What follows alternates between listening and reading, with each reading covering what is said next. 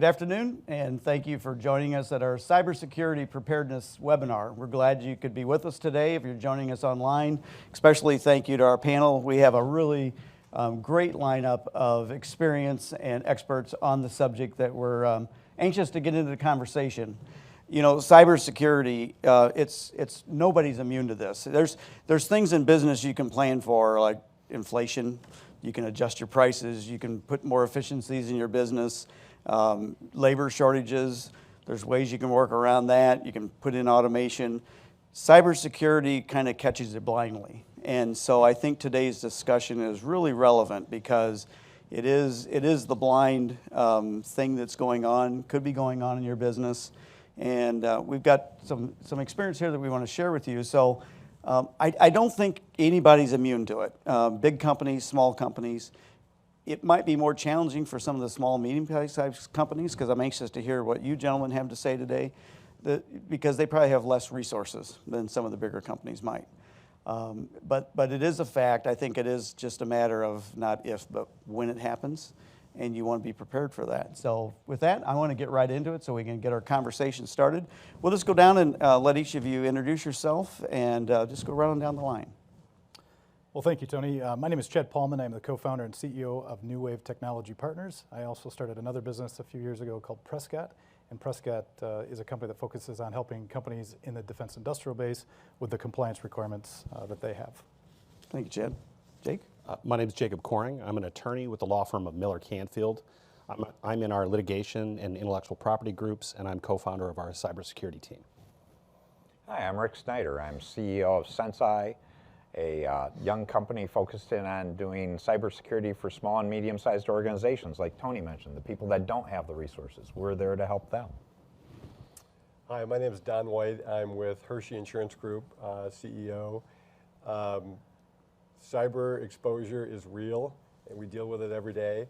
And our job is to help our clients and friends analyze risk and find ways to develop strategies to deal with those risks. John? John Kennedy, the Chief Technology Officer for AutoCam Medical. We're a contract manufacturer in the medical device space primarily, with a small aerospace footprint. And so our primary business is making implants, instrumentation for many of the major OEMs, the Strykers, Arthrex, Zimmer Biomet, that I'm sure many people have heard of, as well as serving, again, a small subset of aerospace customers. Thank you, John. We'll get right into the questions. Chad, I'll start with you. There's a lot of regulations in a number of industries, aerospace and defense in particular, but with regulations like ITAR, NIST, Cybersecurity Maturity Model Certification, how do companies stay compliant while managing through the potential threats and these risks? Oh, thank you, Tony. That's a great question. The first three things I'll cover. First of all, is understanding your obligations of the regulations. It's interesting to me how many times I will talk to a business owner or an executive, and they don't understand even the obligations that they have. I was sharing before we started talking. I had a CEO ask me recently, "Am I compliant with the requirements of NIST 800-171 CMMC, the Cybersecurity Maturity Model Certification?" And I looked at the CEO and I said, "Well, you remember that MFA thing you didn't want to spend money on?" So it really is, first of all, understanding the requirements that you have, the obligations. Second of all, do an assessment. Have a third party come in, actually do a full assessment of your current state, get a plan put together, and then start working on that plan. And then third is employee involvement, and that is education and just building a culture around cybersecurity.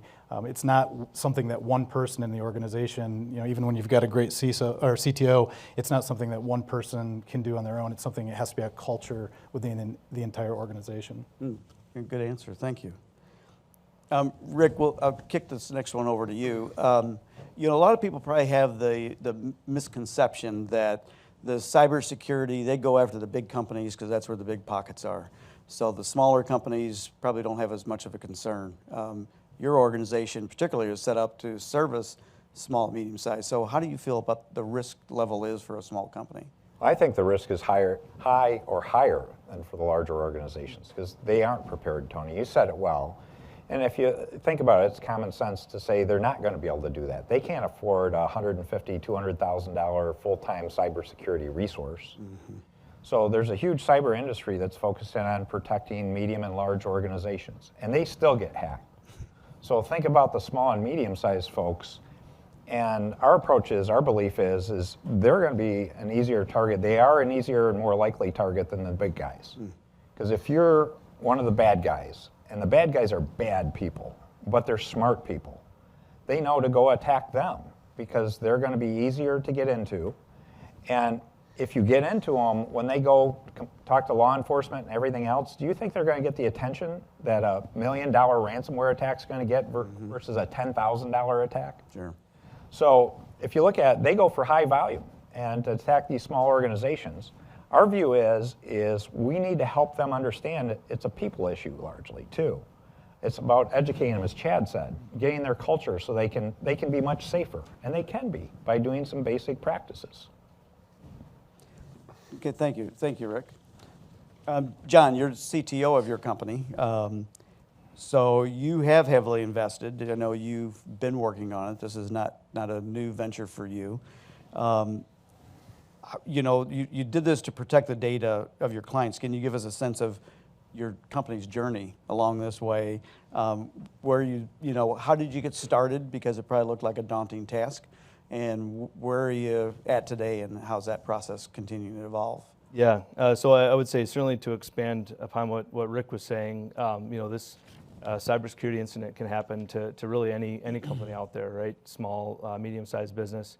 We experienced a cybersecurity incident back in March of this year, and we consider ourselves, you know, a small to medium-sized business. You know, we were under 400 employees, so you know, more on the medium size, and had been working on a lot of the preparations for cybersecurity preparedness, evaluating additional MFA rollouts and XDR, MDR capabilities. But certainly they still found us, and I think one of the misconceptions that's out there is that they're looking to gain, and it's not that they're not, but that they're looking to gain just your information. Certainly when they made their initial request for us, it was for a sum of money that was way beyond what we thought was anywhere near reasonable. You know, while AutoCam medical is in our name, we are not a hospital. We're not dealing with patient records. But their goal was to extract money, right? And that was what they were after. And so there are businesses out there in other countries that this is their motive, and they buy and sell and trade in the vulnerabilities in other business. So your business, without knowing it, may be on some list of vulnerabilities that get bought and traded between these you know, dark firms that you just wind up the next one up on the list. And so yes, in some cases they are after information, but in many of certainly ones I've heard about and ours, they were very much after extracting money from the attacker or attackee.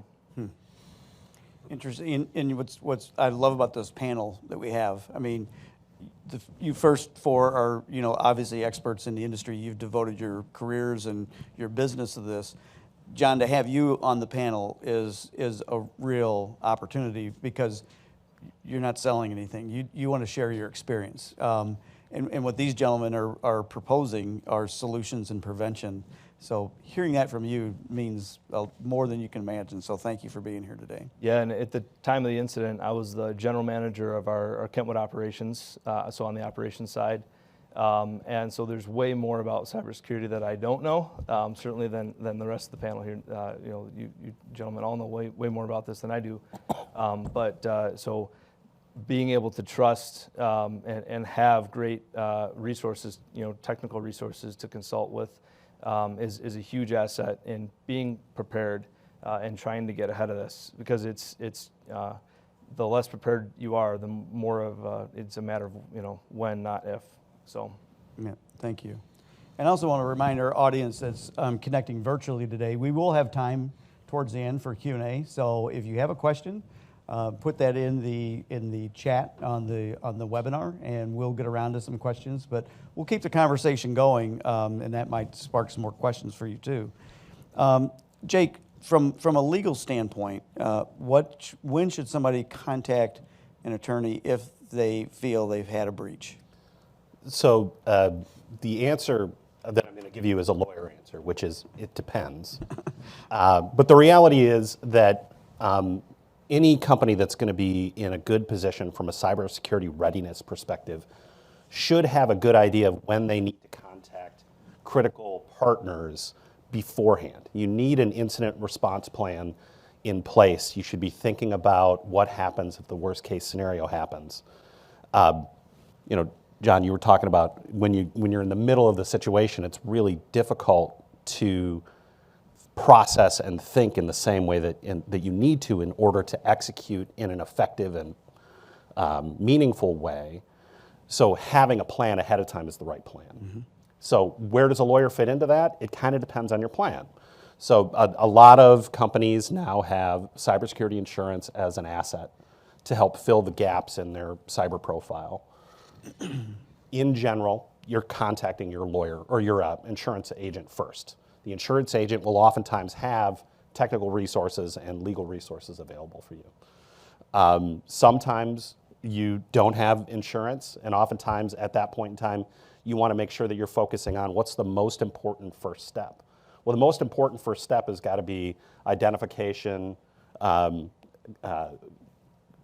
closing off the problem, plugging the hole, remediating the issue as soon as you can. Well, that's a technical issue. Mm-hmm. So oftentimes you'll want to have a partner, a technical partner first. That being said, lawyers serve a key support function for all of these steps. The reality is that a cybersecurity incident brings with it potential liability. It could be regulatory liability, it could be statutory, it could be civil. And having a lawyer involved in the process can help you navigate the waters of how do we get from this incident to hopefully remedy at the end. And because of attorney-client relationships, we can help protect some of those communications. Not all of them. The facts about an incident are going to end up being discoverable eventually in any of these incidents. But if you send me an email that says, oh my goodness, I wish we would have done MFA, that has a different impact than if you are sending it to between two executives when eventually litigation comes down and they say, did you do everything you were supposed to do? Well, the answer is, here's an email from one executive to another saying explicitly we did not. So when do you contact a lawyer? As soon as you can, but make sure that you're addressing your insurance capabilities first and your technical capabilities second, or first or second, or reverse those depending on your situation. Yeah, I would just want to add Jake's comment, though, about the need for an incident response plan. So we do a lot of analysis, we do a lot of assessments of companies. We do that for free, but we have data that shows less than half the organizations out there have an incident response plan. Wow.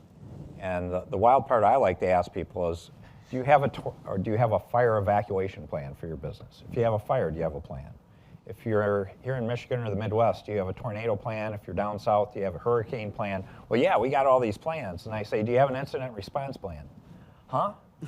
And then you ask the question, what's more likely to happen of those three items? Mm-hmm. And you're most likely to have a cyber attack. So we work hard to protect and defend companies, but we also tell them you need to be ready to respond and recover. And the starting point of that is what Jake was talking about, the incident response plan.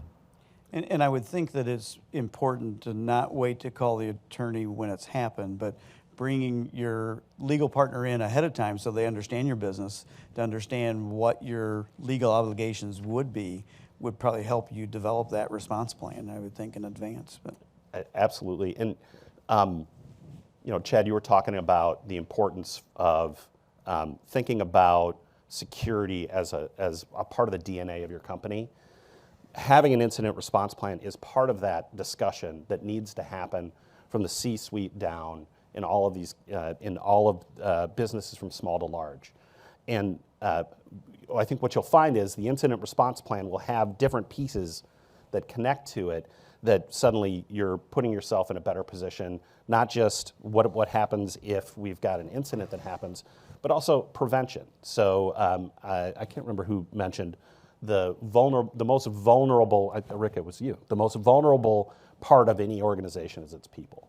I think the statistics are staggeringly high. 75, 80% of all incidents can be tracked back to employee either malfeasance or just negligence, taking steps that clicking the link on the email you're not supposed to click, basically, or somebody exfiltrating data in a way that they're not supposed to. But if you're having the incident response plan conversation early, you can have conversations like, should we be doing employee training? You can engage with third parties that will, we do this all the time in our law firm. We get fake emails sent from a partner that we work with that are helping us all train to make sure that we're aware of what does a spam email look like? What does a phishing email look like? What does a suspicious email look like? I had a technology partner that I've worked with in the past. I got an encrypted email from him, and I immediately emailed and I said, I'm not expecting this email from you. What is it? I don't know what it is. And he said, delete it right away. We had an incident. And I was glad that I had the training because there was no indications otherwise that it was an email. So if you start with an incident response plan, you're going to bubble to the top the security issues that you should be thinking about as an organization. So Don, we've been talking a couple of times here about insurance. Why is that important? What should somebody, be thinking about in terms of protecting their business, and what should be their first plan of it? Well, I mean, obviously the topic is cyber liability, cybersecurity. It's evolved. I don't know if you remember, if you own a business. I think most of you, our audience, own businesses. If you remember back in 07, 08, 09, during the Great Recession, employment practices liability was a coverage of that. We all talk about, we have auto protection, we have our building coverage, our content, our inventory, we have our general liability, our professional liability. Then all of a sudden, work comp, then all of a sudden, employment practice liability comes into play. Today, rarely do you find a firm without those coverages, wrongful termination, discrimination, things of that nature. Then suddenly, cyber liability came in. And over the last 10 years, the insurance carriers, it's all new, different exposure, and so they had some like cyber liability light on their general liability policy, which basically was maybe $5,000 of coverage, and many of you have this coverage if you're a small business. $5,000 of coverage for third-party liability. So somehow because of the business, because of your customer doing business with you, somehow there was a data breach of the customer. There wasn't any first-party coverage, just third-party. So then all of a sudden, this new product comes in, this standalone cyber liability protection, which really is first-party coverage, third-party coverage, and cybercrime. Ransomware, social engineering, false pretense, those things. And the carriers over the course of the last maybe 8 years, it was so new to them they didn't know how to price. They didn't know how to price the product, and they really didn't know, what type of limits to provide. Today, it's totally different. They're on it. Just 3 years ago, actually, just shortly after COVID, when most workers in our country were working remotely, suddenly we had this spike in cybercrime. And 2 years ago, in fact, it was January of 2 years ago, so that would be January 22, suddenly major insurance carriers were getting out of the business. They're saying, we just can't collect enough premium to pay for the exposure and the losses that we're incurring. And the significant losses were primarily ransomware and social engineering, which is you've got duped. You sent $50,000 to somebody you thought was a trusted source, and it turned out to be a criminal, and it disappeared. Think about that. In fact, I remember I got a call from a very competent CEO or CFO of a company, and she's crying. What happened? She said, I just sent $75,000 to a criminal. I just found out. What do I do? Fortunately, She found out quickly, and within 48 hours, generally the bank sends the money to the criminal within 24 to 48 hours. Fortunately, the criminal wasn't able to capture the money yet, so they were able to send it back into their account. But the point is that this woman was as competent as it gets as a CFO, and she got duped. So to answer your question, one way I'm going to answer it, we have an insured or customer who has 150 employees, 100 vehicles on the road every day, and was in his office. This is the CEO, and we're with his team. And I'm asking him, I said, well, cyber liability, we're recommending that he had no coverage for cyber liability. We're recommending you provide this coverage. He gets on the phone, he calls his managed service provider, right? Managed service provider, and his account manager gets on the phone. Hey, do I need cyber liability insurance? And this is 3 years ago. Managed care or service provider says, no, you're good. Your hygiene, your crypto hygiene is perfect. Great score, all those things. Nope, you're good. So a year later, so this goes 2 years ago, I'm in his office, same scenario. We really recommend that you purchase a safety net, the cyber liability protection. Same thing, he hits the phone, gets his managed service provider on the line and says, hey, do we need liability or cyber liability protection? Yes, was the response. That's how quickly this world has changed. Wow. Yeah, just to add to that, though, I appreciate that, because we do this for a living for small and medium-sized organizations, and part of our process is we actually ask, do you have cyber insurance, and we recommend people get it. It's a total approach to being safer. Because I tell people, they ask, will we be safe? There is no one safe. The National Security Agency is not safe. Exactly. If they can't be safe, you're not going to be safe. But by being safer, you create layers of protections that will deal with different issues as they come up. So we really recommend that. We also recommend they double check on their coverages. Is it just cyber or ransomware or the other things? Because you have to be careful. It's not I love insurance people, but it's not a simple thing sometimes for small business people to figure out how to do all that. So that's great to have a good agency advising you. It's very complicated. It's complicated enough to be a business owner with all the risks that you absorb and you deal with. But all of a sudden you have this cyber conversation. It's challenging, and then the carriers are changing constantly the coverage and the limits. The two areas that if there's one thing that from an insurance person, I'd love to at least put in the forefront of your mind is there's number one, when you apply for liability or cyber liability insurance, you have this very complicated application, and some of the attorneys may get involved with this, but primarily managed service providers. But your IT person ends up on their desk. Our recommendation is send that over to your managed service provider to have them complete it, because that application is part of the policy. So if you misrepresent in that application, the insurance company can say, wait a minute, you told us you had the MFA and you don't. And that could be a material misrepresentation, which could lead to voiding coverage. So very important, take that application seriously, and it's a complicated application.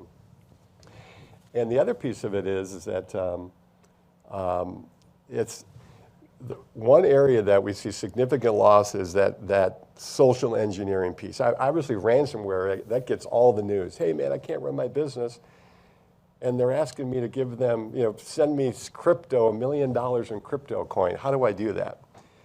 So what happens is that there's different line items in coverage. And one of the line items is social engineering. It used to be we could provide $1 million of coverage for that, but now carriers are saying, wait a minute, the maximum we'll allow you is $250,000 of coverage for social engineering, where I just sent money to a third party who I thought was a trusted source. I wired money to a trust company, whatever the case is, and it was a criminal instead. Used to be $1 million, now it's $250,000, so to purchase more, we have to go to a different market. So, but look at those policies, review them every year.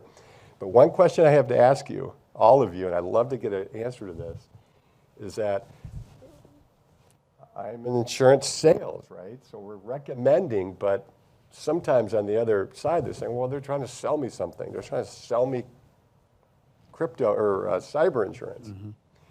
So then you have to have that conversation is how do you get it where well, this is a safety net. We really think it makes sense. But many responses we'll hear, particularly from small businesses, hey, I'm in the cloud. We talked about that earlier. I'm in the cloud. I don't need cyber insurance.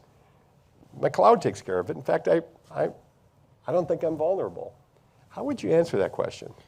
Don, we take cyber liability insurance so seriously that we actually require it to do business with us. It's been something that we've said for several years that if you want to be a client of ours, you have to have a minimum cyber liability policy coverage. And we won't assess the amount. That's your job. We're not qualified to tell them how much they need. That's your job. But we tell them they have to have it. And also, with that, as you said, these policies are becoming more and more complex every year. They've gone from a couple of questions to multiple pages. The requirements are going up. You need to have endpoint detection and response. You need to have multi-factor authentication. We're seeing the requirements. The bar is raising on what the minimum requirements are. And your point earlier about involving your IT or your outsourced IT is a great point, because I've seen so many times business leaders or owners will try to fill these out themselves, and they'll look and say, oh, EDR, sure, I think we've got that. Or whatever the requirement is, if they don't know for sure, they're just taking a guess, and as you said, maybe actually limiting their coverage if they do when they have an event.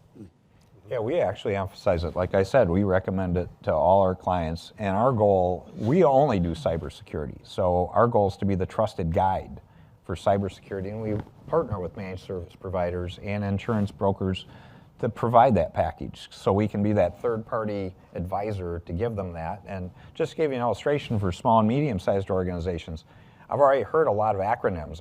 In our company, they joke, I'm the anti-acronym police. We agree. Because if you think about it, if you start talking this way, they think you're from Mars in terms of you start doing cyber-ease with people. So we try to break it down and explain things. We help with the forums to say, okay, this MFA thing, what does that actually mean? What's it involve? To put it in terms that the average normal person would understand. Yeah. Yeah. We're all good at that, aren't we? Well, one thing I'll just bring up, okay, so let's say we have cyber protection, and it's really interesting you say that we're asking you to purchase it because you said when you have a claim, when you have an attack, right? And sometimes, how would we be behind the wheel if we had no auto insurance? It'd be really difficult. I'd have a hard time driving my vehicle if I knew I didn't have auto insurance protection. Yeah. Similar to cyber. But the one thing I'll finish with is that John had an attack, and he's dealing with it right now. With our clients that have had this, and it's like your building's on fire. It's a major event. And there's many things you have to consider, one of which is reputational harm. Many customers, your customers, after you get attacked, might feel uncomfortable about doing business with you. Think about Target. When that happened, Target lost significant dollars because many consumers felt like, well, Target is compromised. But to a person, anytime we have a claim, we have lots of them in the cyber world, most insureds or CEOs, CFOs, CIOs always say, I shouldn't say most, always, to a person say, the best thing that happened to us is that you offered this breach coach who's a professional, could be an attorney, who's a professional that the insurance company hires to manage the whole, basically, fire that you're involved with. And have you had that, John? Yeah, so as you mentioned previously, one of the first calls is to the insurance company, right? In our case, it was early on a Tuesday morning, and okay, they had started encrypting things at about 4 a.m. So by 6 a.m., we're trying to get a hold of the insurance carrier and getting them involved. And that was one of the first things they did is get that team together to work with us through that recovery and getting the legal teams involved in the incident response team involved. So that was very helpful in getting through that that event. And so then from there it was calls 2-3 times a day up until they started dwindling down as we got more and more back on our feet. But yeah, it's in that moment when everything is down, it's almost not like your building burned, but right, because your assets are still there, your people are still there. But everything has changed. All the information you thought you had access to and you used to make decisions is gone. So yeah, it was very helpful. John, if I could add to what you just said, something that we've seen with a company that was hit over a holiday weekend. You just mentioned it happened on a Thursday. A lot of times these events actually happen on a holiday or on a weekend.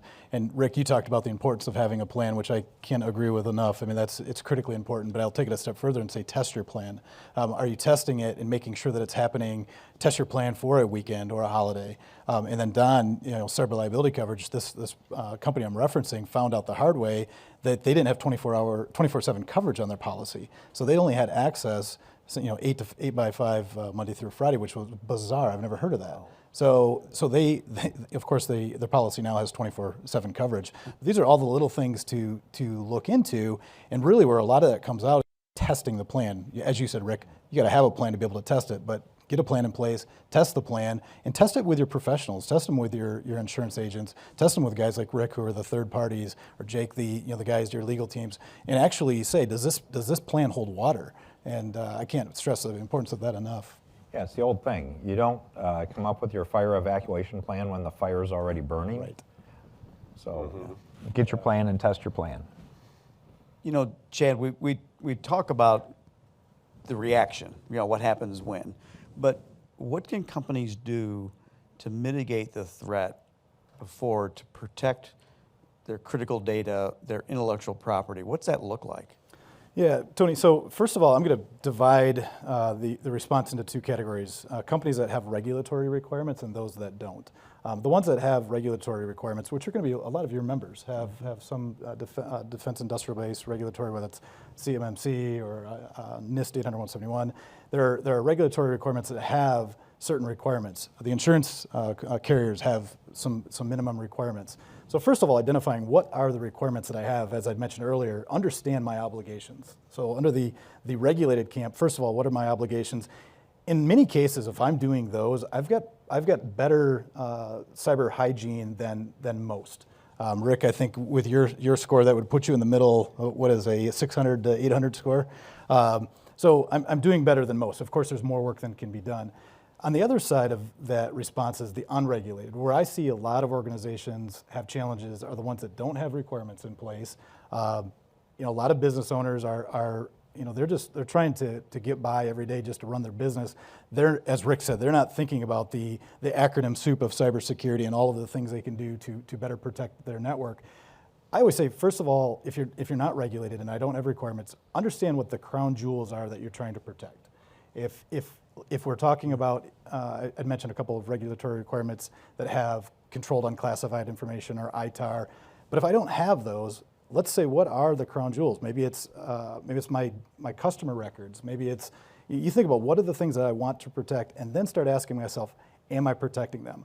And I truly believe that if you don't have an in-house expert, that's where you need to bring in the outside third party, like somebody like Rick's company. We do this for companies that are regulated. If bring in that third party to say, okay, these are the things that I'm trying to protect. How am I doing protecting them? And get an assessment, and then from there build a plan, and then ultimately continuously test the plan. Yeah. So John, I'd really like to know your perspective on all this, because you're running a business, you've experienced it. Was there a point in time when you may have looked at these first four gentlemen and said, okay, they're just trying to sell me something? But or did you always kind of take that as a valued service that was being provided? And now looking back, what's your advice to people?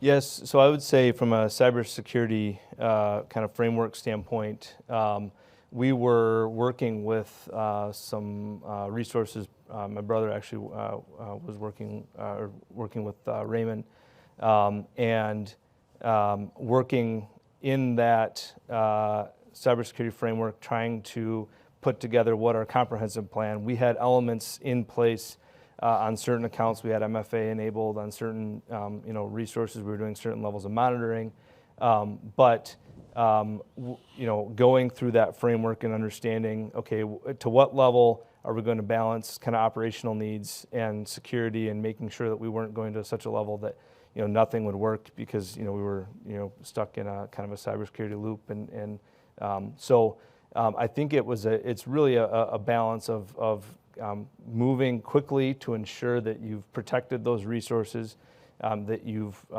understood the impact, the risk, and in our case, we were actively working on. We had meetings on should we expand our MFA rollout to additional users. We have a lot of users who are just inside our four walls and generally don't get outside exposure. Should we expand the MFA to some of those resources? How far should we go with our endpoint protection? And all of those things were in the works. But if they're not in place and they're not protecting you, they aren't there, right? So get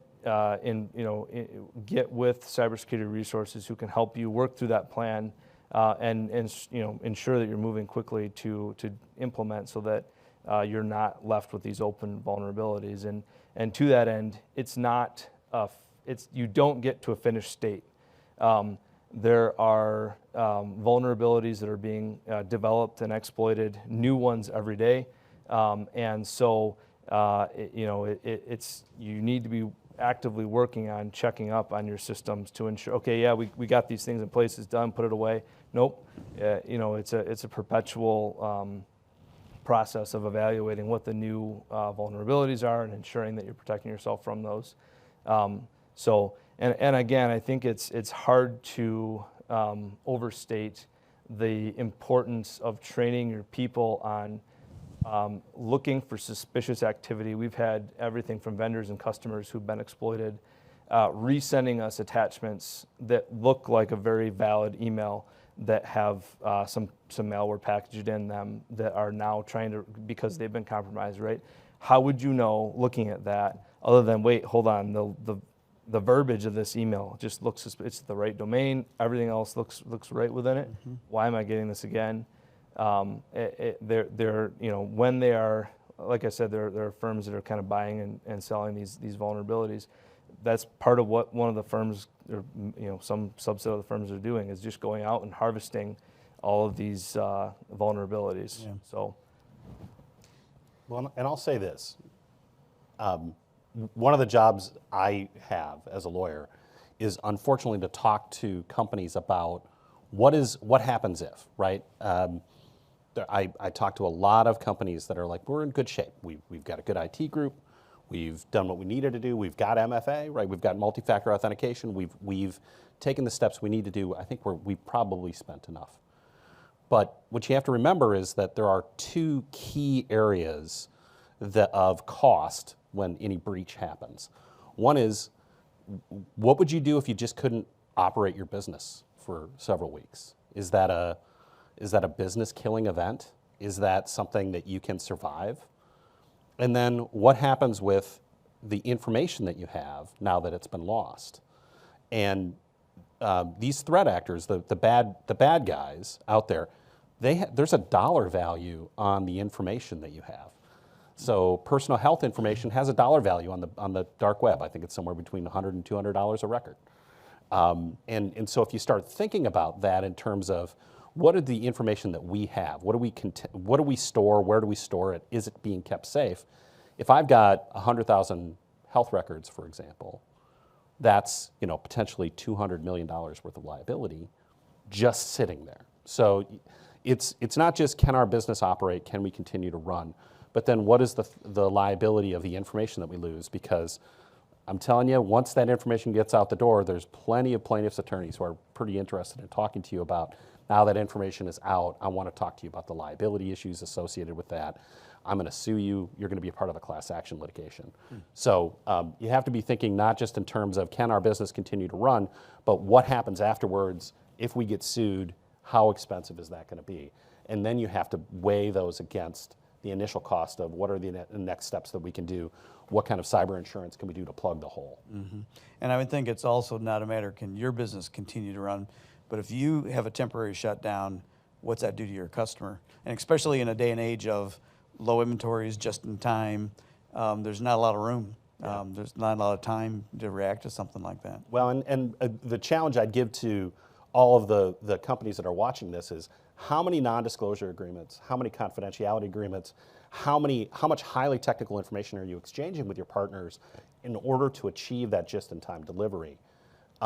If that information gets exposed, there's potential liabilities associated with that, just in terms of reputational cost, your ability to continue to do business in your industry, and if you've lost that information, what do you owe to your partner? Like, what do your contracts say?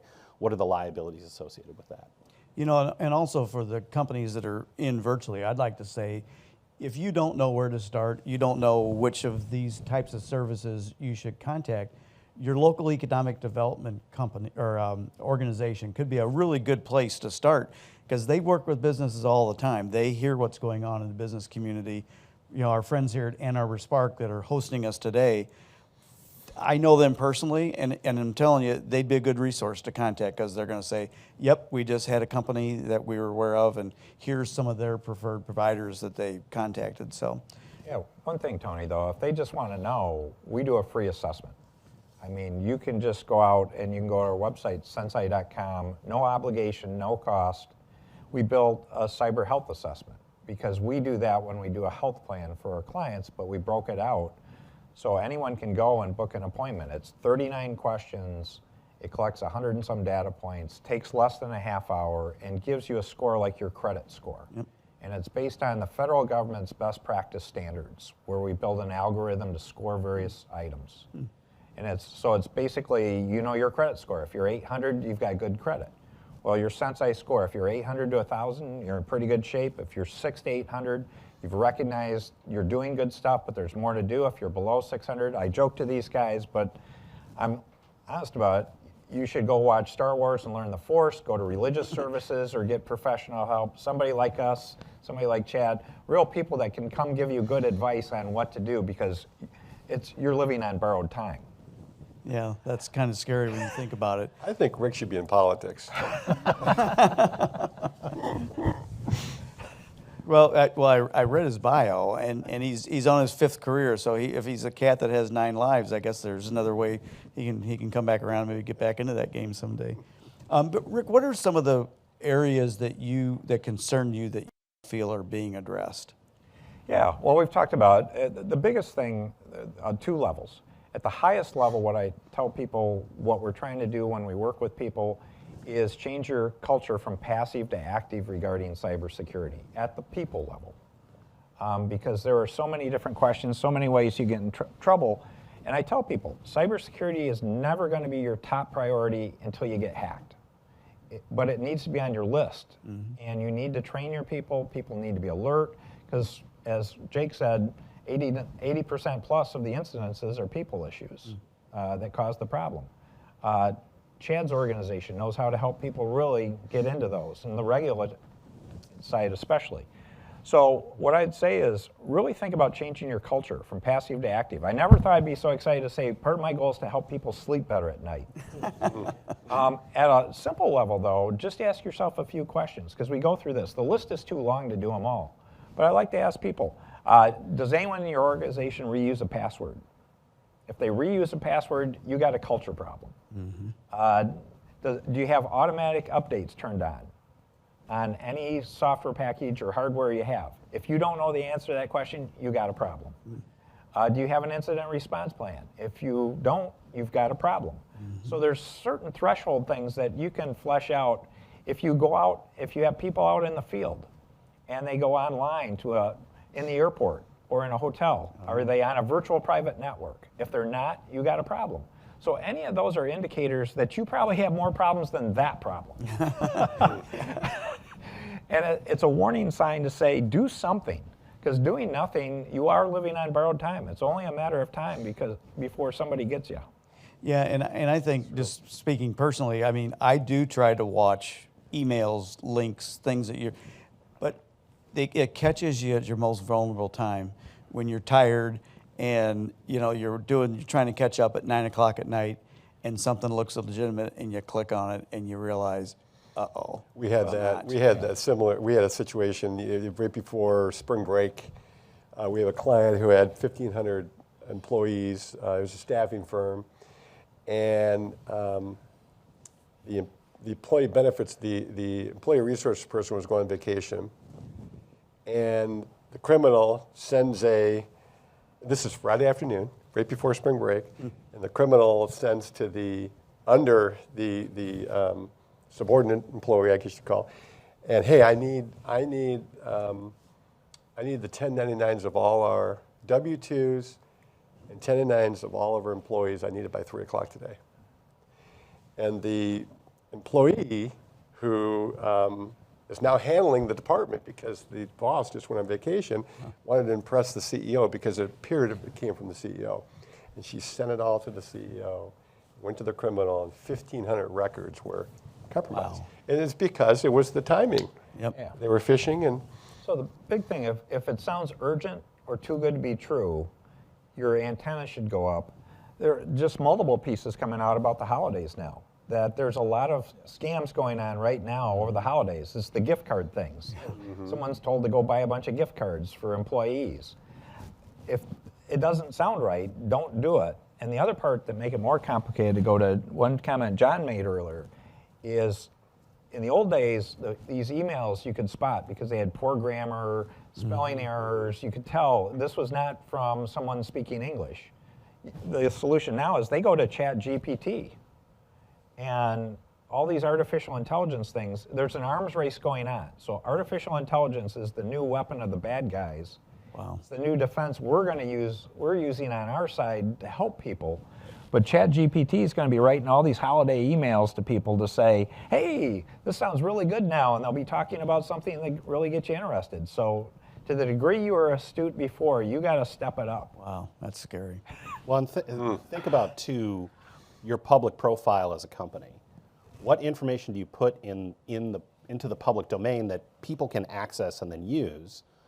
And, a situation like Don was talking about that suggests that maybe not just your public profile, but are you doing your cyber hygiene day to day? Because if they know enough to know that one of your key people is going on vacation, to know to email and make sure that the junior person is getting an email from the CEO and skipping the person, that suggests they've been in your system for a while. Wow. And so you think about your public profile, but also as your, if you're not keeping up on a cyber hygiene situation, you could make private information public and make yourself more vulnerable because of it. I want to make sure we leave time for questions. Taylor, do we have any questions in the queue? Yes, we do. We've actually got one from Doug, and Doug is asking, will insurance companies start to recognize and accept NIST or CMMC compliance as a measure of company cyber health? well, the answer is yes. In fact, it's to the point where it's a requirement just to get the insurance. The underwriting is pretty severe. 5 years ago, you could get the coverage relatively easily. Today, if minimum multi-factor, endpoint detection, and a couple of other things, you have to have that in order to even qualify for the underwriter to look at the coverage. But yeah, the answer is yes to your question. John, we had a chance to chat a little bit before the session started. The situation that you dealt with, it wasn't like you weren't doing anything. You were already headed down a path. What were you doing, or about where were you at in that journey of trying to prepare yourself when this happened? Yeah, so we had active discussions with a cybersecurity partner and had laid out, kind of an assessment, right? Where are we at? What are the gaps we need to try to close? And so, as I mentioned, we had some MFA for some users, some accounts, and had identified, hey, let's do some continued rollouts, right? You know, there's some infrastructure and work. You know, as we were coming back online, we wound up very shortly thereafter implementing MFAs as part of that process, and we had, you know, being in the industry side, you know, we're doing kind of time studies on how all it works, right? And to get all of our users on MFA, there was a lift there to make that possible. Additionally, you know, okay, we have some people that don't have cell phones or don't feel comfortable using a personal cell phone as their MFA device. So how do we handle those situations? All of those things are things and actions that we were trying to work through as we planned for that expanded rollout. So, you know, we were working down that path. From an endpoint detection standpoint, we were evaluating a couple different products. Do we put it on all devices across the whole network? Do we put it just on key server assets and ensure that, you know, those are protected? We were working through other elements of the framework, understanding what other vulnerabilities we had.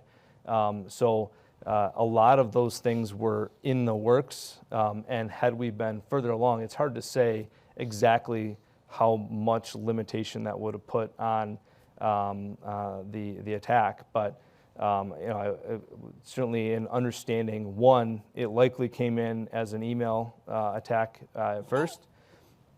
Looks to be through probably another compromised, you know, business partner of ours, and then who knows if they sold that vulnerability or how that got traded.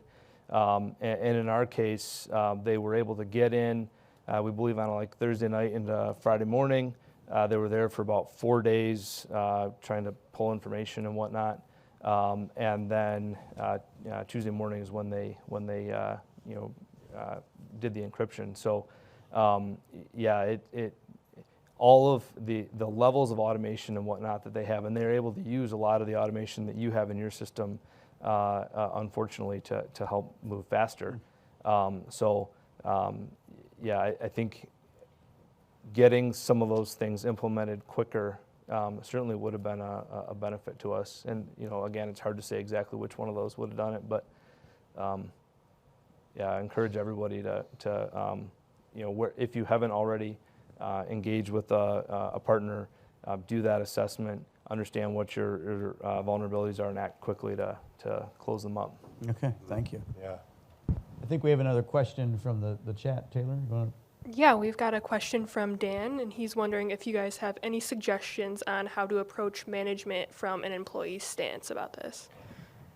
Yeah, I'll give you one thing that I talk in a very strong fashion to our clients and the people when I give talks is quite often one of the hesitancies of people running an organization, owners, managers, is they're hesitant to ask their employees to do more training on cybersecurity because, to be blunt, they're probably working really hard. They may be working extra hard already, and to ask them to do one more thing is too much.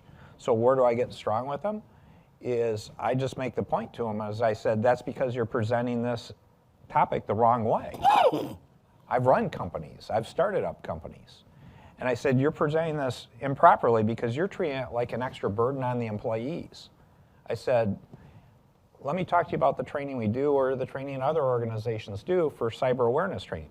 Everything that the employees are learning in those trainings are going to make their personal lives better. So I said, you should stop presenting this as a burden. You should be presenting this as a free employee benefit. Because we tell our clients, tell your employees everything they're going to learn in this thing. Take home to your spouse, take home to their kids, use it. And we actually provide extra information on a number of topics that they can take home. Because we view it as a free employee benefit because to the degree a company is getting hit with this stuff, I can guarantee in your personal life, you're getting hit with this every day. Mm-hmm. Everyone sitting here has gotten a phishing email today in your personal life. Let's do something about it. That's a great way of turning it because, especially in today's online world, everybody's doing everything online. Yeah. And they're doing less and less in person, which means the more you're doing it online, the more you're vulnerable to have something like that happen. And we've actually had feedback from employees of our clients where they said thank you, because it did help them at home. Yeah, I I mean, bet. that makes you feel good, because again, that's what this is all about. Is I view this isn't just a company to me, what we're doing. This is about helping people be safer. Because you have to ask yourself the question, particularly if you're a small and medium-sized organization, where do you turn? Because the world is not designed to help them yet. We're yeah. starting to move that way, and there are good people already doing good stuff, and you can see it on this panel, but we have to do more. There are 500,000 medium and large organizations in this country that have built a big cybersecurity industry to protect them. There are 6 million small and medium-sized organizations that are largely flying blind on their own, and they're scared. Wow. And the easy answer for them is to try to ignore it because they don't know what to do or where to turn. We have to provide options that are affordable, that are easy, that are in plain English. Yep. One of the things we always emphasize to people is we have humans you talk to. Because if you think about it, if you're the average owner of a smaller organization, you're not going to talk to a bot. Yeah. It doesn't work. Maybe in 10 or 20 years, they'll be happy to talk to a bot. Now they still want to hear a real human that is not going to give them acronyms, but you can talk to them. Yeah.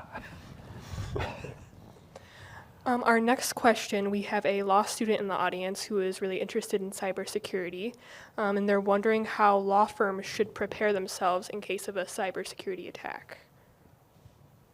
So I'm guessing that's me. Excuse me. The answer is law firms are businesses like other businesses. So before law firms can really help their clients and customers, you need to make sure your cyber house is in order. So I know we as a firm, we focus on it. We're SOC 2 compliant. We've do heavy training in terms of making sure that everybody is aware of their role as part of the cybersecurity infrastructure. And the reality is that law firms are oftentimes the weak link when it comes to cybersecurity. We retain and keep a ton of data from our customers and our clients. I do a lot of litigation. We have gigabytes and gigabytes of data that are stored in places. And so it's absolutely about training and awareness. In terms of, to the extent that the student's interested in getting involved in cybersecurity, it is a growing, expanding field. All you need, in my view, is an interest in the subject matter and a willingness to learn. And past that, it's really about meeting people, understanding what their businesses do. And you can see there's a lot of different facets to the cybersecurity industry that you can be involved in, whether it be insurance or technology assessment or cybersecurity and incident response. But there's opportunities out there, and I encourage you to go for them. Thank you, Jake. I think we've got time for maybe one more, Taylor, before we wrap it up. Okay. Our next question is from Anna, and she's wondering, are there any laws and regulations that the industry has to follow in order to be able to sell products in the industry without restrictions? Well, Tony, I don't mind taking that one. It's one of those things that is really interesting for me is that with regards to regulations in the industry to be able to help companies, oddly, everybody else sitting here is regulated. Well, Rick, maybe not you today, but you and I aren't today.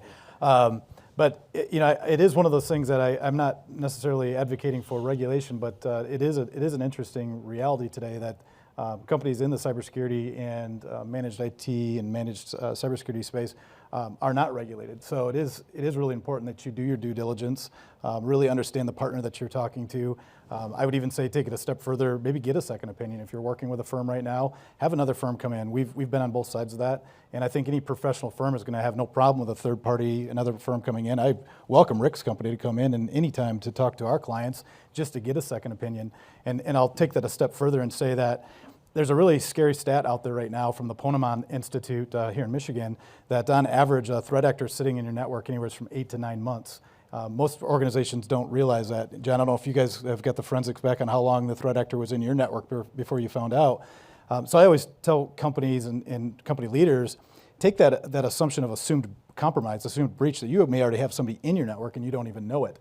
a way to find that out is to have a third party come in and do an assessment, do a threat hunting exercise. And I'll close with this comment from one of our partners, the CEO of a company called Huntress, that one of the tools we use to do threat hunting, to actually go in and look to see is there an active threat actor in the network.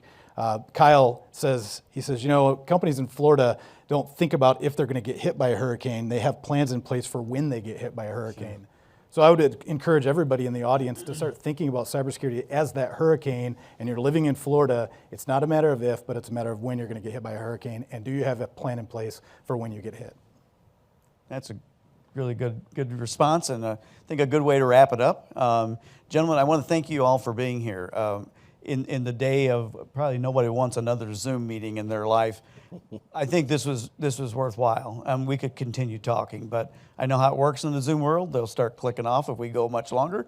But I do want to thank you. We are recording this, and we will make the link available on our website. I know each of our panelists will do the same. And if we can get your contact information, because there may be more questions.